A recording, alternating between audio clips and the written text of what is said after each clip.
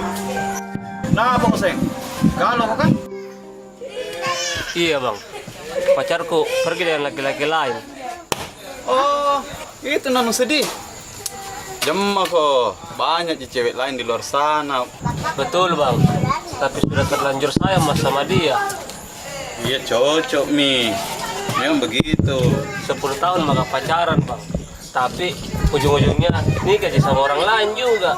Iya cocok Mi, jadi laki-laki itu jangan terlalu cengeng sama cewek, harus tegas. Masalahnya juga toh bang, sudah semua aku kasih.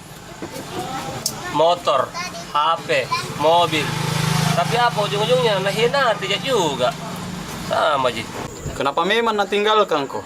Nah kau sudah kasih Mi semua yang mewah-mewah, mobil. Kau bilang tadi rumah, motor, apa lagi? Perempuan bodoh itu kalau begitu. Gara-gara kurang mempanekku bang. Begitu. Bang, kopi satu bang. Mamanya toh minta 40 juta. Terus saya uangku baru 20 juta terkumpul. Masa? Memang kalau zaman sekarang cewek kalau tidak ada uang, tidak ada cinta. Bang, ada pisau tak bang? Iya ada Ji. Mau apa kak? Besok? Mau kau bunuh diri? Lebih baik mati kak. Masa gara-gara cewek mau bunuh diri? Begini bagus ya. Saya kasih kau saran.